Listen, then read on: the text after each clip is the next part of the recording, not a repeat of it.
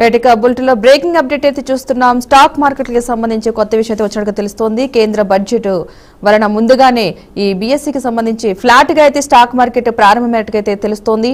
మొత్తంగా ఈ స్టాక్ మార్కెట్ల గురించి 25 పాయింట్ల లాభంతో 82,294 వద్ద సెన్సెక్స్ అయితే ట్రేడ్ అవుతున్నట్టుగా తెలుస్తోంది. అంతేకాకుండా 15 పాయింట్ల నష్టంతో నిఫ్టీ అయితే 25,303 వద్ద అయితే ప్రస్తుతం కొనసాగుతుంది. కేంద్ర బడ్జెట్ కారణంగా NSE BSc special trading session అయితే ఉండనున్నట్టుగా తెలుస్తోంది. కేంద్ర బడ్జెట్ కారణంగా ఈ ట్రేడింగ్ సెషన్ అయితే స్పెషల్ ట్రేడింగ్ సెషన్ అయితే ఉండే సమాచారం ఉన్నట్టుగా అందుతోంది. ఇక మొత్తంగా ఈ రోజు ట్రేడింగ్ పై అయితే కొన్ని నిబంధనలు అయితే వర్తింపు ఉండే అవకాశాలు స్పష్టంగా కనిపిస్తున్నాయి.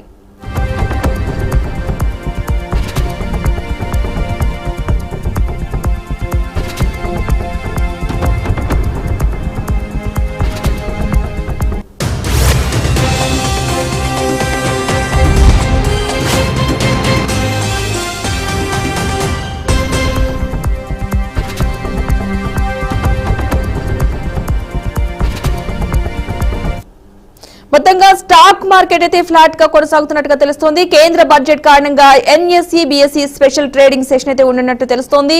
ఇదే అంశానికి సంబంధించిన పూర్తి సమాచారాన్ని మా ప్రతినిధి రామకృష్ణ అందిస్తారు. రామకృష్ణ, చెప్పండి.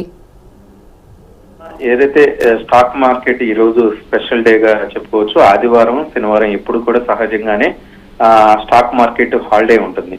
సో ఈ రోజు కొంత బడ్జెట్ సండే ప్రవేశపెడుతున్న నేపథ్యం, దాదాపుగా 25 సంవత్సరాల తర్వాత ఆదివారం 1999లో ఒకసారి ఆదివారం బడ్జెట్ ప్రవేశపెట్టింది కేంద్రం, యూనియన్ బడ్జెట్.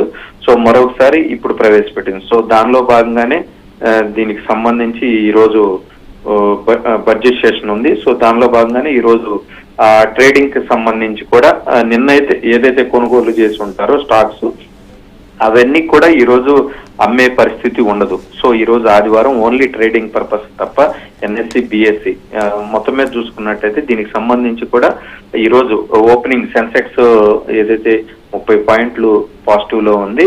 అదే విధంగా నేషనల్ స్టాక్ ఎక్స్చేంజ్ ఎన్ఎస్సి 15 పాయింట్లు నష్టాల్లో కొనసాగుతుంది, కొంత ఫ్లాట్లుగా కొనసాగుతుంది. ఎందుకంటే సహజంగానే స్టాక్ మార్కెట్ ఏదైతే ఉందో బడ్జెట్ స్టార్ట్ చేసిన వెంటనే మాత్రం అప్ అండ్ డౌన్ భారీ స్థాయిలో కొట్టుకునే 50 పాయింట్స్ అప్, 50 పాయింట్స్ డౌన్ కొట్టుకునే విధంగా ట్రేడ్ అవుతూ ఉంటుంది. సో కొనుగోలుదారులు కావచ్చు, అమ్మకదారులు వీళ్ళంతా కూడా ఆచితూచి వ్యవహరించిన రోజు అని చెప్పుకోవచ్చు.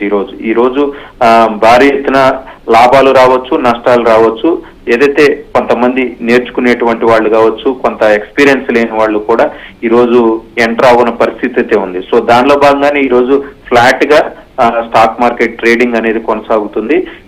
మరికొద్దిసేపట్లో ఏదైతే బడ్జెట్ ప్రవేశపెట్టనున్నప్పుడు ఆ టైంలో మాత్రం దీనికి సంబంధించి కూడా అప్ అండ్ డౌన్ భారీ లెవెల్లో 50 పాయింట్స్ అప్ అండ్ డౌన్ లో కొట్టుకునే విధంగా ట్రేడ్ అవుతూ ఉంటుంది. సో రోజు చూసుకున్నట్లయితే దీనికి సంబంధించి ఇప్పుడు వరకు అయితే ఫ్లాట్ గా కొనసాగుతున్నట్లు కూడా తెలుస్తుంది. Padma. Right, thank you Ramakrishna.